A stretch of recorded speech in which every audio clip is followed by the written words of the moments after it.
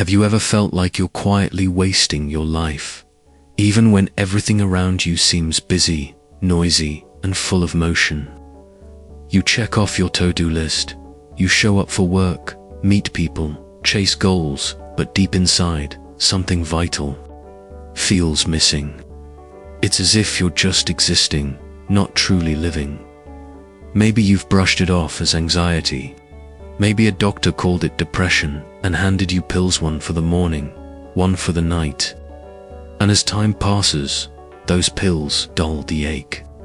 But deep down, you know the discomfort hasn't disappeared. It's only gone quiet. But what if I told you that this suffering isn't a malfunction? What if this pain isn't something to be silenced, but rather a message, a signal, a call? Carl Gustav Jung, one of the most influential minds in psychology, believed that what we often label as mental illness is sometimes not a disorder at all, but the psyche's desperate attempt to heal itself. He saw symptoms as messengers, not enemies. Warnings that your current way of life no longer serves your soul. You may be stuck in a job that slowly drains your energy. You might be surrounded by relationships that leave you feeling empty. You might be chasing dreams that were never really yours to begin with. And beneath all of that, your true self is screaming for air. But no one ever taught you how to hear that scream. On the contrary, you were taught to suppress it, to perform, to stay quiet, to keep going no matter the cost. So you stay productive, you keep ticking boxes, and slowly, silently, you get sick. And the world applauds you for your functionality, while your soul quietly fades. This is where Jung's wisdom becomes a lifeline. For him, true healing doesn't come from covering up the pain. It comes from facing it, from diving into the depths instead of floating on the surface, from asking, what is this discomfort really trying to tell me? As Jung said, neurosis is always a substitute for legitimate suffering. In other words, the sickness you feel isn't random. It's often a shield away to avoid the deeper pain that you need to confront in order to transform your life. And as long as you keep running from that pain, the suffering will never leave you. This video isn't here to distract you. It's not here to entertain. It's for those who are done pretending, for those who feel like they're sinking, but somewhere inside still believe there might be a way out.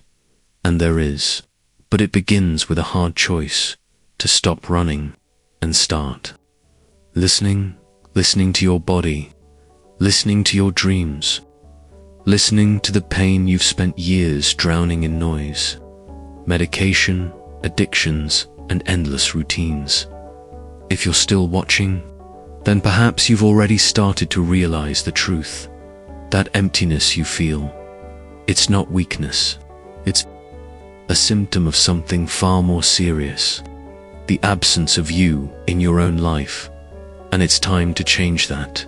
You've been feeling off for days, weeks, maybe even months. You finally go to a doctor. He listens for 5, maybe 10 minutes if he listens at all. You mention the insomnia, the weight on your chest, the sense that you no longer belong in your own world. You say the words, but even as they leave your mouth, they sound too soft for the weight they carry. He nods, types a few words on his computer, and just like that, you have a label, anxiety. He hands you a prescription, some pills to balance the chemicals. Done, and suddenly, what once felt like an existential crisis has become a product, a line of text on a bottle. But what if there's more to this story? Let's go deeper in the next part, because only when you see what lies beneath the label can true healing begin. The last thing we explored was how our deepest suffering often gets reduced to a prescription in an attempt to fix what's not broken, but misunderstood. But here's the part no one tells you. This kind of treatment isn't truly about healing you, it's about keeping you functioning. It's not about your soul, it's about your productivity, about keeping you working, consuming, producing, keeping you moving forward in a system that values efficiency over essence. The logic is simple. If the medication allows you to endure the unbearable, then it's seen as a solution. But as Jung warned, that kind of solution is nothing more than a well-disguised trap. Jung believed that most modern neuroses don't stem from some broken brain. They arise from the deep disconnect between the life you're living and the life you should be living. When you ignore your inner calling, your instincts, your passions, your truths, your soul starts to fracture. And because your soul can't speak with words, it cries out through your body, through your emotions. It speaks as anxiety, panic, restlessness, emptiness. But instead of listening to those signals, we're trained to silence them, to medicate away the discomfort, to quickly get back to normal.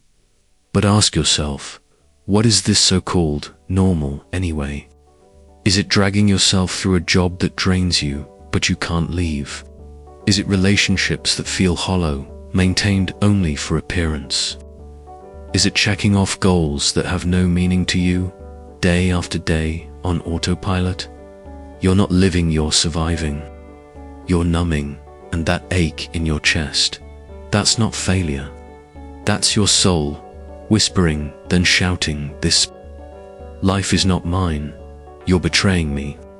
And if you ignore that voice for long enough, your body will start to scream louder. The soul doesn't go quietly, but the system always has an answer ready, a new diagnosis, a new label, a new sedative. The more you adapt to this model, the further you drift from yourself, until eventually you feel nothing. No joy, no sorrow, just a flat, persistent numbness. They call it adulthood, Jung warned us. When we medicate symptoms without understanding their root, we create a dangerous illusion. On the surface, we might seem better, but inside, we remain lost. And over time, this split between what we feel and how we live grows deeper, more damaging. Eventually, that divide leads to collapse. Because no matter how hard you try, you can't outrun your soul forever. It will collect its debt through burnout, breakdowns, or that crushing emptiness that nothing can fill. This widespread over-medication isn't just a personal issue, it's cultural. We live in a society that fears pain, that avoids discomfort, that labels any emotional wound as pathological, instead of seeing it as part of the human experience. But Jung believed that suffering has purpose. It's not a glitch in the system, it is the invitation.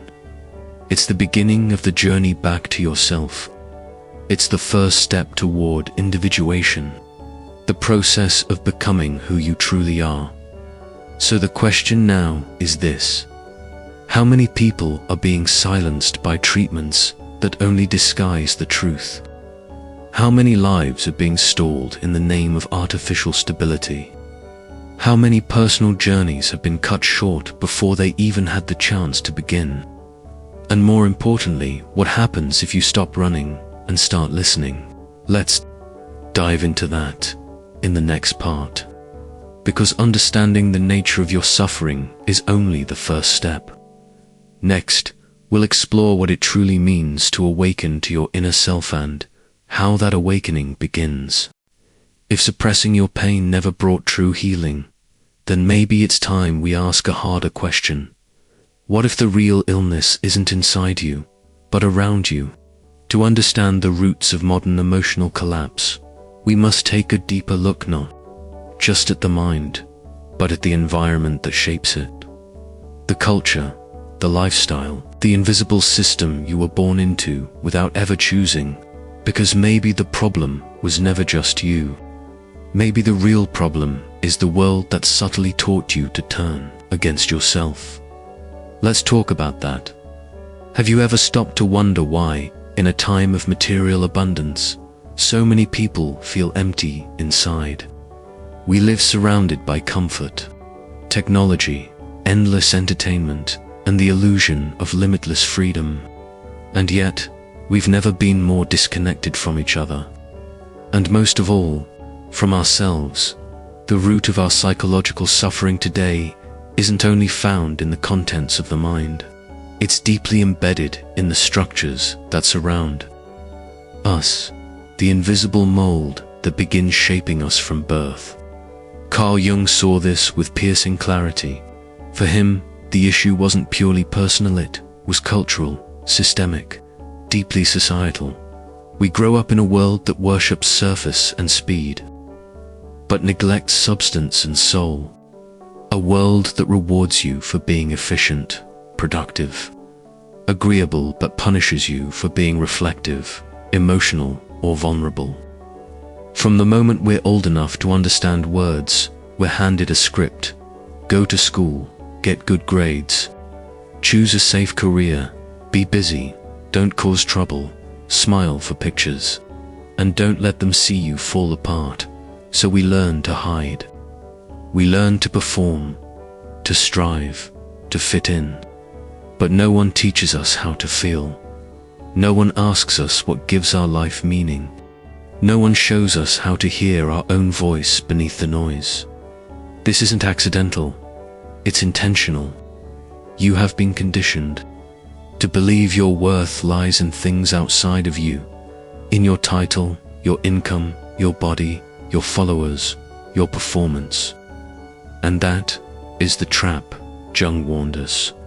When your self-worth is tied to external validation, your identity becomes fragile. You spend your life chasing approval, fearing failure, and ignoring the quiet signals from your inner self. And slowly, something begins to fade, something real. You wake up one day and realize you've followed every rule, checked every box, and yet you feel completely lost. The truth is, that emptiness you feel, it's not weakness. It's the signal of disconnection, a separation from what's spontaneous, instinctive, true. Jung believed this disconnect is the breeding ground for some of the deepest emotional struggles we face today. But here's the part no one wants you to see. Disconnected people are easy to control. They question less. They consume more. They follow orders. They doubt themselves before they ever doubt the system.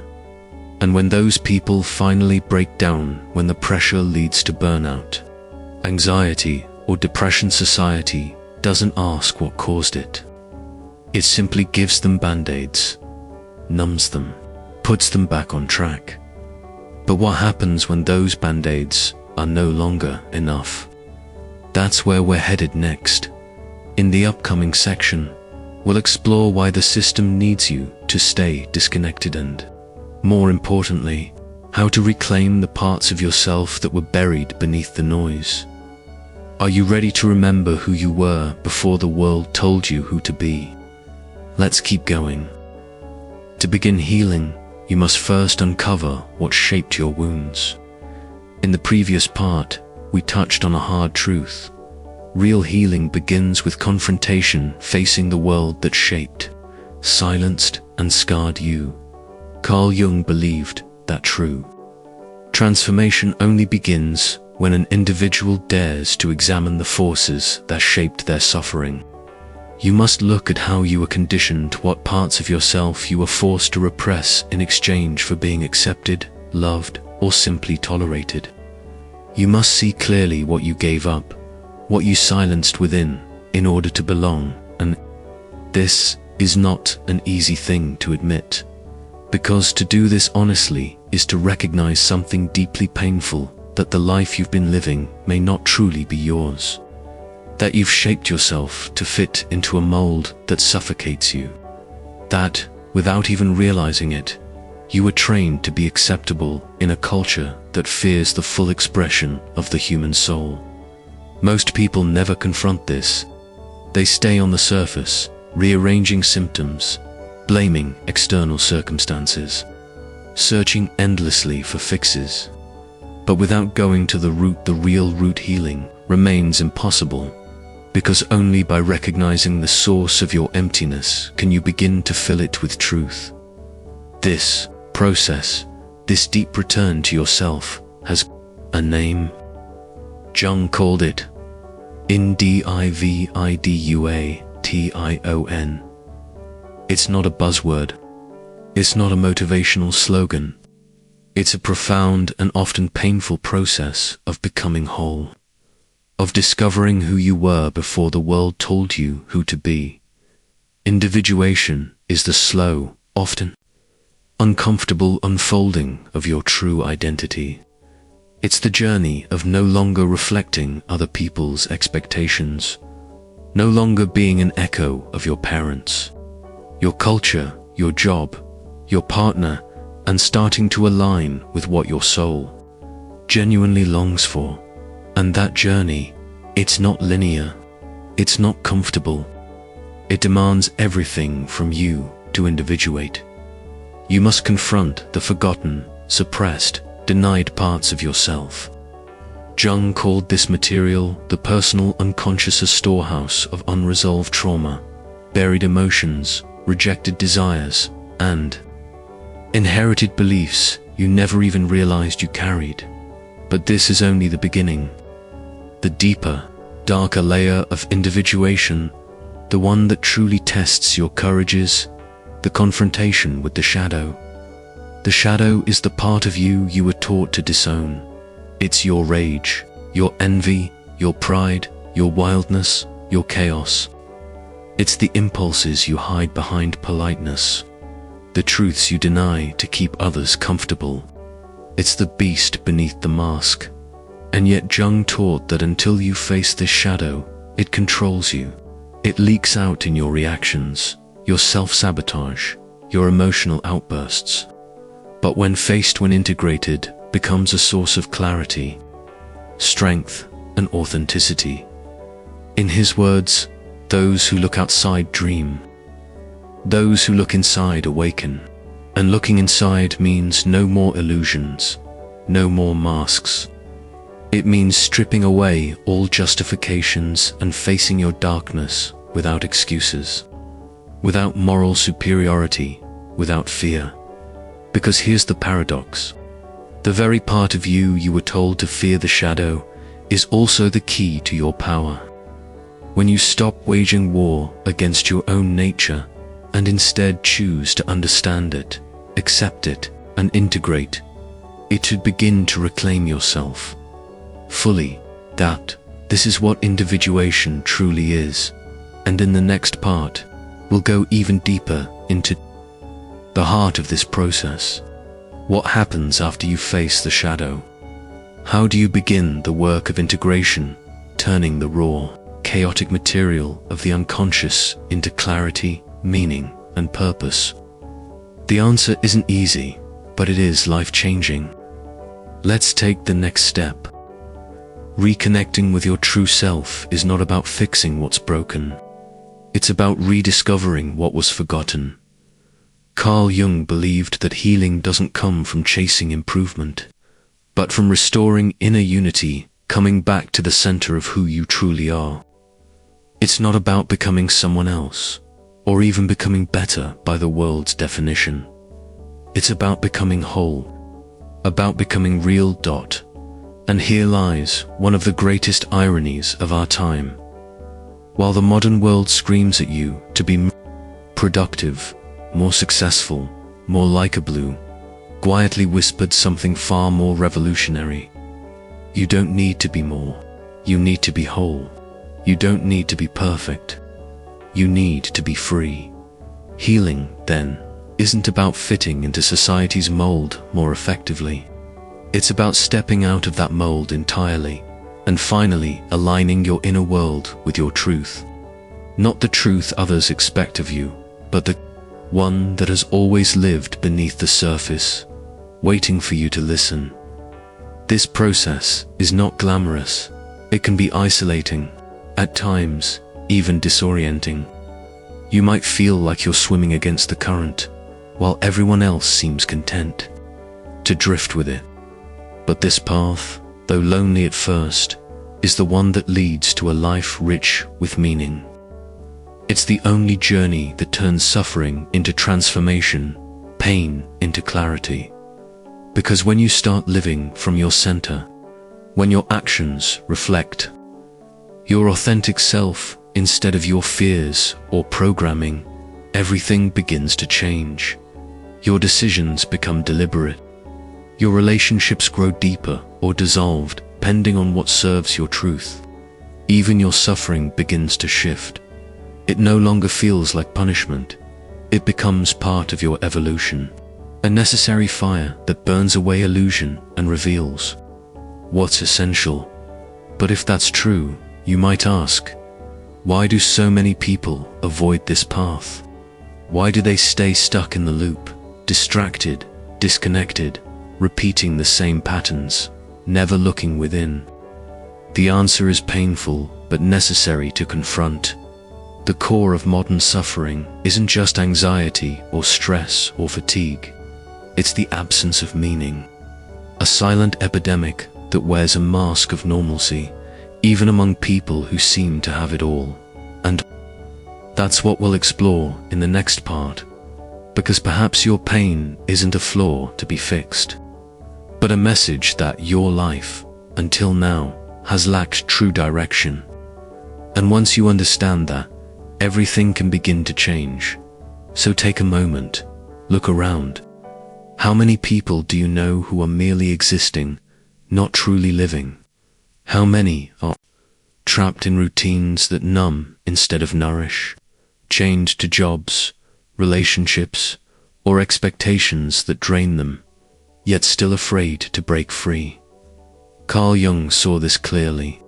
He believed that this kind of suffering wasn't random. It was systemic, structural, existential. He wrote that many of his patients didn't suffer because of illness, but because of a crisis of purpose. They had lost connection to a deeper why, not a grand cosmic mission, not some unreachable spiritual enlightenment, but a personal sense of meaning and alignment between what they do and who they truly are. You see, you can survive almost anything so long as you have a reason to keep going. But without that reason, even the most beautiful moments feel hollow. Even success feels like failure. And that, Jung believed, is the real epidemic of our time. We're not drowning in responsibility. We're starving for purpose. We're not exhausted from doing too much. We're worn out from doing things that don't matter to us. In the next part, we'll uncover how to reconnect with that missing purpose, how to stop living by default and start living with direction, how to find your why and let it guide everything else. Let's keep going.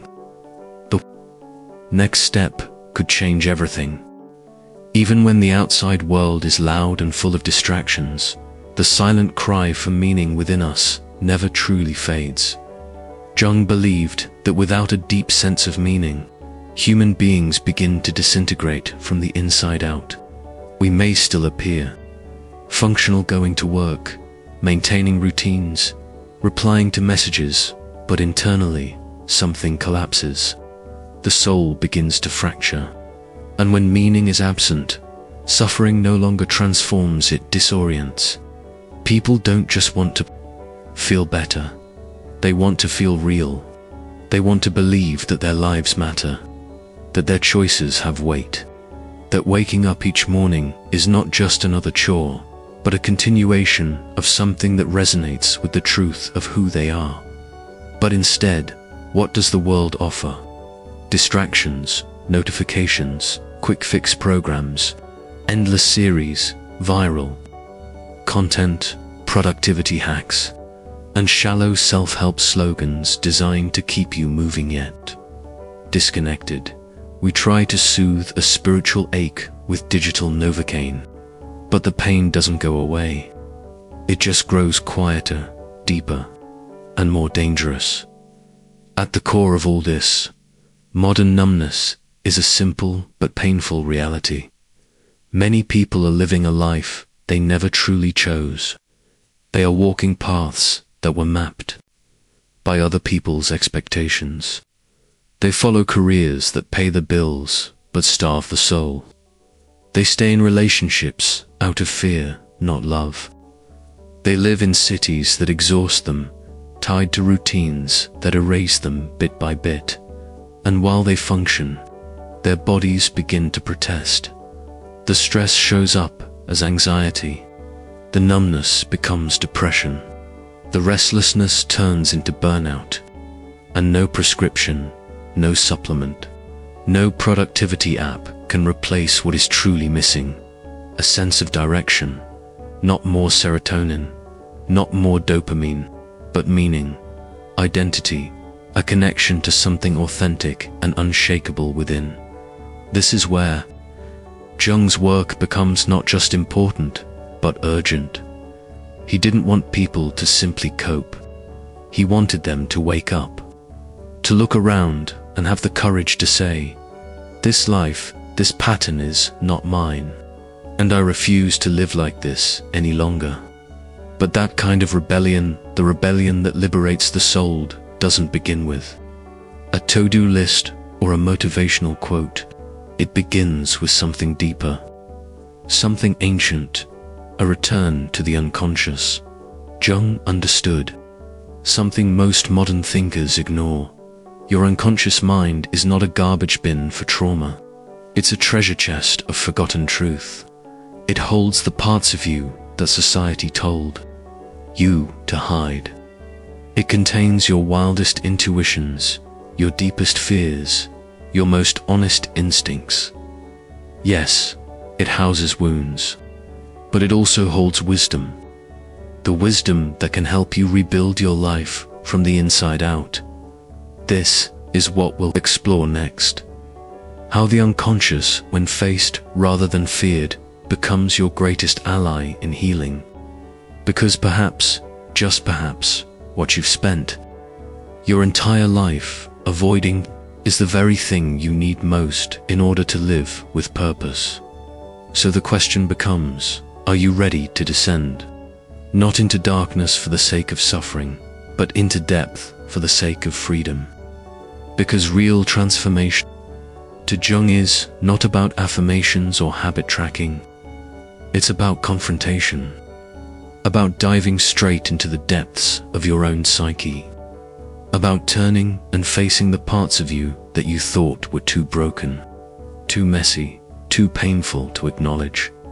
And that journey begins with understanding the unconscious not as a ghost-filled basement of your mind, but as an undiscovered country, a symbolic landscape where every forgotten impulse, every buried emotion, every unlived possibility is waiting to be brought back into the light. And here's the truth Jung gave us. What you do not bring into consciousness returns to you as fate. In other words, if you do not face it, it will run your life, silently, relentlessly. You may think you're just unlucky in love, yet you unconsciously repeat the same self-sabotaging patterns. You may believe the world is against you professionally, when deep down you're afraid of your own potential. You think you're cursed, when really you're stuck in a loop you refuse to see. So now, the door is open. In the next section, we will step through it. We'll examine how these unconscious forces operate, how they shape your reality, and how once revealed they can finally set you free. You are not just a victim of the outside world. You're being silently directed by old wounds, past traumas, and emotional shadows that you've never truly faced. The unconscious is not chaos. It's a mirror, dark, sometimes frightening. Mirror because it reflects not who you wish you were, but who you really are beneath all the filters and roles. And that's exactly why it scares us. It exposes the truth we've buried, the masks we wear, and the lies we've told ourselves just to get through the day. It demands that we let go of the illusion of control. It pulls back the curtain and shows us just how complex, messy, and human we really are. And yet, that's also where the paradox lies. The very part of us we're most afraid to face holds the key to our healing. The more we suppress the unconscious, the more it controls us. It leaks out in ways we can't see in our impulsive reactions, our outbursts, our numbness, our addictions. But the more we integrate it, the more whole we become.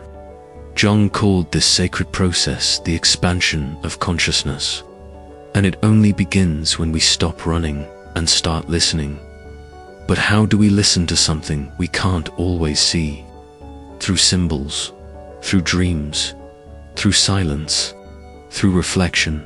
The unconscious doesn't speak the language of logic or reason. It speaks in images, in emotions that come out of nowhere, in gut feelings you can't explain. It whispers in art, in music, in those moments of quiet when everything else fades away and something deep within stirs. And make no mistake, what you're hearing in those moments is not some vague spiritual concept. It's you, the part of you that's been locked away, the part that remembers, the part that refuses to disappear. And when you begin to really hear that part, things begin to shift. You start to recognize your behaviors. You understand your choices. You begin to stop blaming the world and start reclaiming responsibility. Most importantly, you begin to reclaim your power. Because until you know what lives inside you, what haunts you, what drives you, what you've tried so hard to forget, you remain a hostage, not just to the past, but to every person, every belief system, every expectation that thrives in your blind spots. When you finally dive in, when you stop fearing the unconscious and begin to engage with it, everything changes.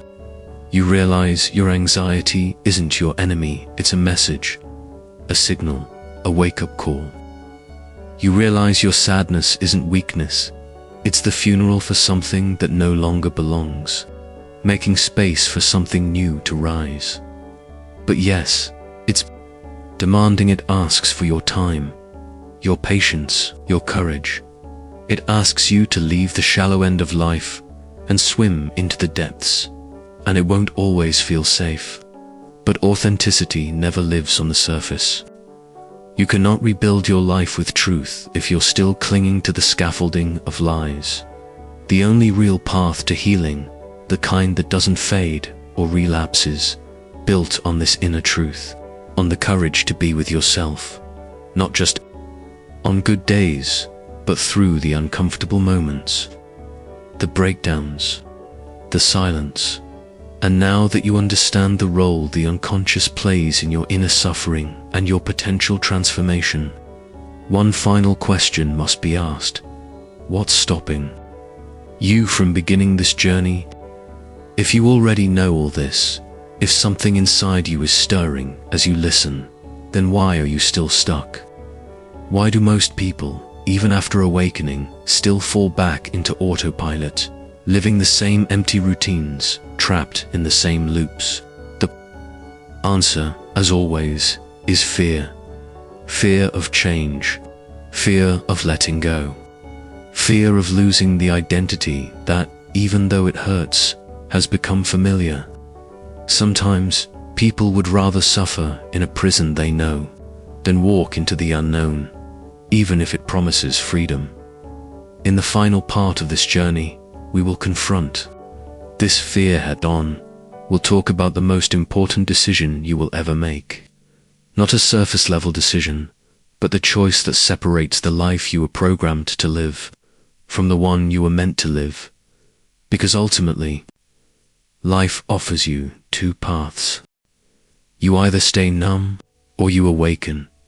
There is no middle ground. There comes a moment, often quiet, often unexpected, when you must decide, will you continue living someone else's life, or will you make the most sacred commitment a person can make, the commitment to your own soul?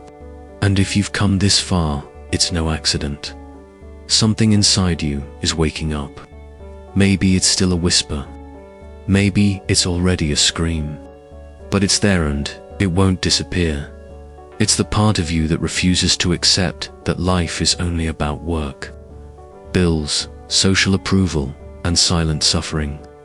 It's the part of you that knows there is more. But you'll only see that more if you have the courage to walk toward it. Carl Jung once wrote that the greatest privilege of a lifetime is to become who you truly are. But he also knew something else, something harder to hear, that almost no one actually takes that path, because it costs everything. Your comfort, your ego, your certainty. You will be asked to face your shadows, to question everything you've been told is true, to step into the fire and come out transformed. But that's why it's sacred, because it doesn't just change your mindset, it reshapes your life. Most people will stay asleep. Most will keep scrolling. Most will keep pretending. But you don't have to be one of them. You can choose to wake up, to feel again, to reclaim your existence. It won't be easy. It will be raw, confusing, and sometimes lonely. But it will be real, because nothing is more powerful than a soul that has awakened to its truth. When you finally start living as who you really are, something changes forever. You stop seeking approval. You stop performing. You stop giving your life away for things that never mattered. So let me ask you, what do you need to release in order to finally live? What illusion are you still clinging to? Write it down in a sentence, a confession, a question. Just putting it into words is a step toward truth, a gesture of presence, a signal to yourself, I'm awake now, and I choose to keep going. And if this message resonated with you, it stirred something raw or real, then there's one more step. Watch the next video. Not because it completes this one, but because it could deepen the awakening you've already begun. The path forward is open, and now it's time to walk.